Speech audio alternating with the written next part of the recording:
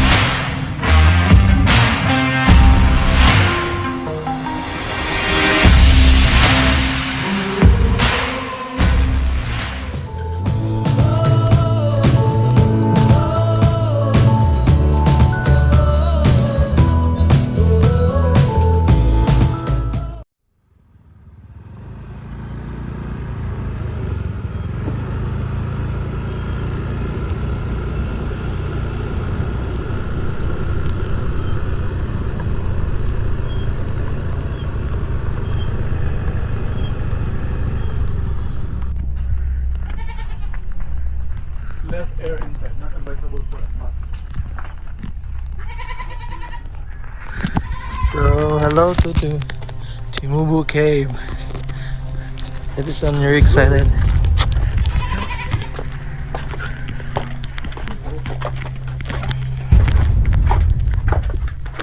Uy, marag niya cave. It isn't familiar, the place. Pagulit mo kasi dito ligay.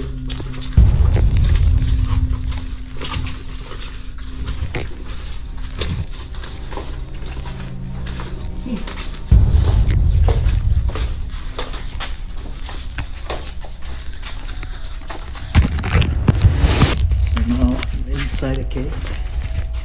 It's like a bat cave. And it's slippery. So you have to be more extra careful when you go to this place.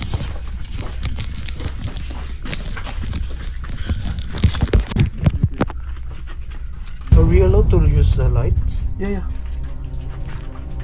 Lights. No, I don't think so. We're already here.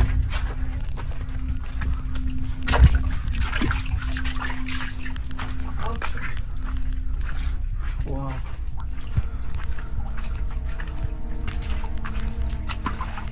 Wow, the cave looks good.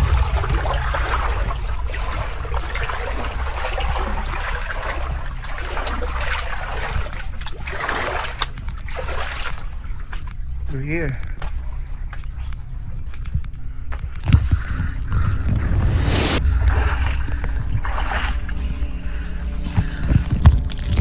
So now we're inside the, how you call this name? Timubo Cave. Timubo Cave. It's very quiet here.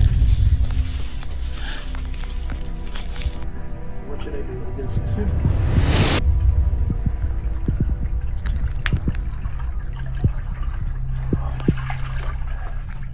Oh, it's really cozy here.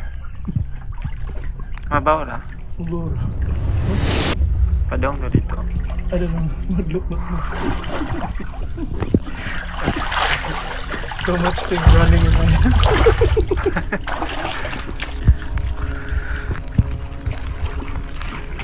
Mas tinuod din sa.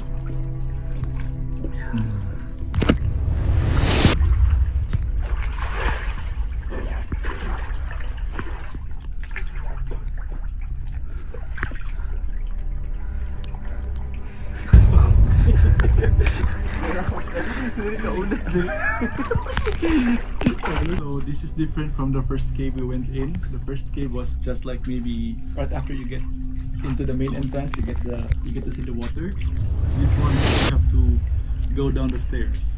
From what we have read, it is 75 meters below the ground. This is really a cave. Are you enjoying the Bat Cave, Edison? Yes, indeed. So this is Ferdy Tour Wanderer. Do not forget to subscribe. And this is Edison from Traveler's Best. We travel. So this is how it looks like, the cave, and it's really nice. The water really looks good. And traveling here is not really easy because there's no signs around all the way here. You just have to ask the locals. Can you imagine Traveling from the main road up to here, okay?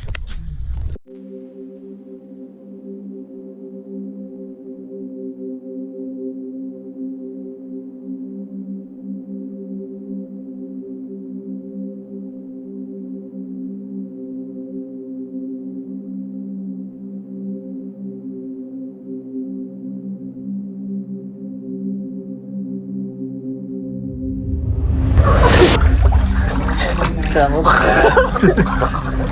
can't breathe. Panghinaan lang, dito ko na. Para di practice the desert. Masang po ikaw.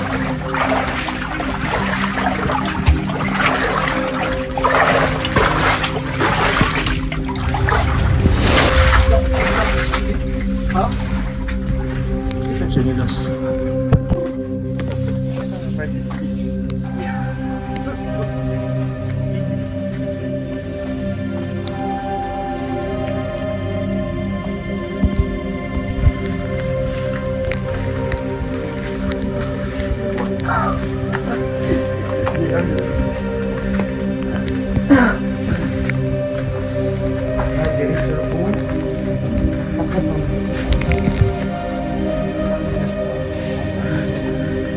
Ganda siya, kinong crystal, oh. Ha? Kita ka? Saan na idangan ng crystal na?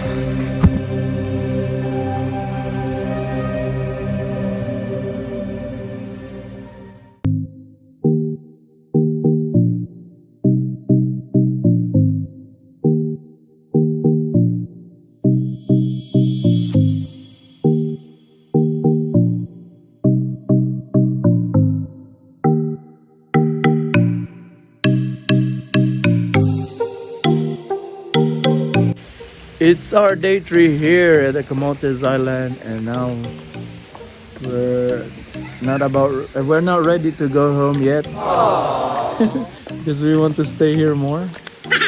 And now we're heading to the beach at the back of the resort.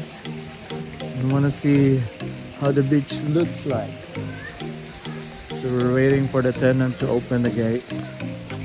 Edison, any words? It's very hot. It's really hot. It's really hot.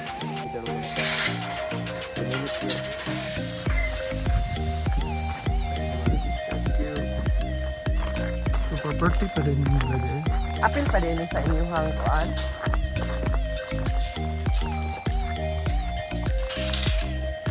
Special dyan yung mga rigay nga dagat.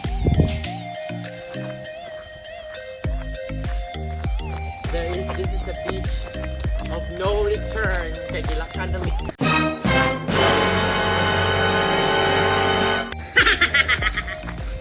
Wow, a nice lang private beach. It's like a mini park. Nice lang cottage.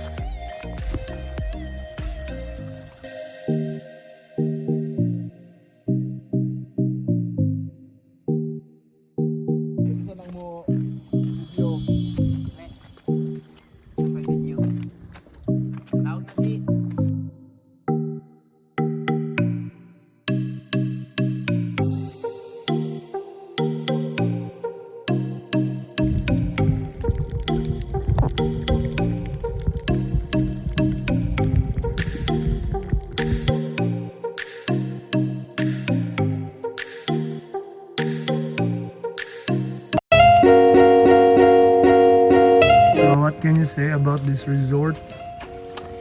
It's very nice, and it it is it's best that you visit here when the reality is about to come back. I mean, when you're on the last day. Because it's not far from the resort. In fact, I think the property is part of the resort. It's just located at the back. It's a 3-minute walk. So when it's your last day in Camotes and you plan to go home, you don't want to get tired, this is the best place. So guys, this is our last day of our 2-day Camotes escapade. So if you come here, you happen to watch this video and you want to come down here, I highly recommend this resort. It's called Camotes Ocean Heaven Resort. It is in Barangay Himansulan, San Francisco, Camotes. So what I like about the resort, it's very clean. I like the rooms. I like their food. It's very not expensive. It's just reasonable for me. And the foods are great. The service is great. The staff are very helpful in our needs, so they assisted us in finding motorbikes, and they will give us free shuttle going back to the port when we go home later. So that's the best. So one of my best experience here in Camotes is, aside from the beautiful caves, I had really fun driving motorcycle. It was really fun, and the streets, and there were no cars, so it was really easy to practice here driving. It was very nice. Me, I like the motorbikes too, like driving, because wala kay kasugat, so it's very easy to drive. But I think the most amazing experience I had were the caves, because I really have that fear. So every time I go inside the caves, dili ka makakita what's in there. But when you start dipping yourself in the water, you will just feel the beauty of nature and the brackish, salty, fresh water. This and that. It's very amazing. Very nice. So you should come here and come out. The best experience for me, I mean every experience is the best, but what stood out is the zip line. It's really great, guys. You should try it at Lake Danao. It only costs 200 pesos, plus you have to give tips to the whoever will assist you. So try it, zip line, the best. 200 pesos only. Oh, hello, you're there. So it's my turn to talk about my adventure here in Camotes. Well, it's really nice, and the best highlight was riding a motorcycle, it's my first time to drive a motorcycle for an hour. And yeah, I think the best part of it is, aside from the cave and zip line, is driving around the island and seeing the nice places and beaches, and I don't know, maybe, and also the people are really nice here. So I think to sum up all my adventure, everything is really nice here in Camotes, and I highly recommend that you should come here, even though it's COVID time. So I think it's time to travel, guys.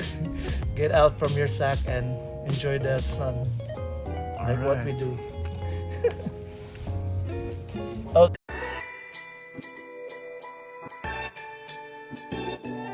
Travel tip.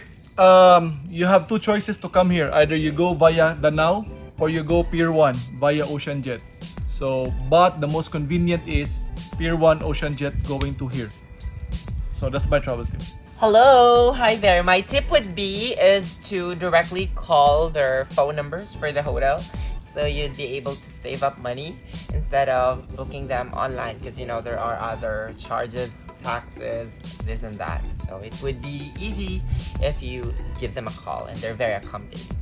So travel tip. So I guess my travel tip is for me as a student, because I had really have many activities left behind in school. So my travel tip is, when going to vacation, just leave all your problems behind and just enjoy your vacation.